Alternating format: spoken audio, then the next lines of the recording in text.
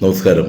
ആൻസൺ കുടുംബത്തിനടുത്ത് നാളെയാകട്ടെ പിന്നെയാകട്ടെ, മനസ്സിൽ വലിയ സ്വപ്നങ്ങളുമായി ലക്ഷ്യങ്ങളുമായി നാം ഒക്കെ യാത്ര തുടരുമ്പോൾ ആ യാത്രയ്ക്കിടയിൽ നമ്മെ തളർത്തുവാനായി, നിരുത്സാഹപ്പെടുത്തുവാനായി, അല്ലെങ്കിൽ ആ യാത്ര അവസാനിപ്പിക്കുവാനായി കടന്നു വരുന്ന വാക്കുകളാണ് ഇവയൊക്കെ.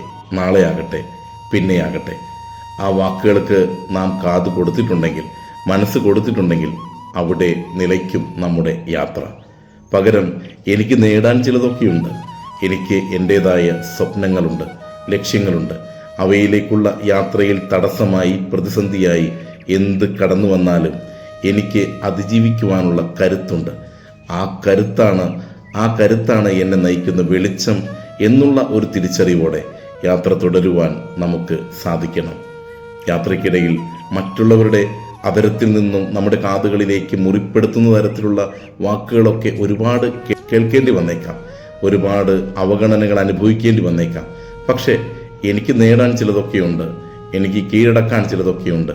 വിജയത്തിൻ്റെ നല്ല നാളുകൾ എന്നെ തേടിയെത്തണമെങ്കിൽ ഞാൻ എൻ്റെ യാത്ര തുടർന്നേ പറ്റൂ. നിരന്തരമായ പരിശ്രമത്തോടെ, ആത്മവിശ്വാസത്തോടെ ഞാൻ എൻ്റെ യാത്ര തുടരും. അതൊരു തീരുമാനമാകണം. ആ തീരുമാനം വിജയത്തിലേക്ക് നയിക്കും, ഉറപ്പ്. നല്ലൊരു ദിനമാണ് കാത്തിരിക്കുന്നത്. ആസ്വദിക്കാം. നേരുന്നു ശുഭദിനം.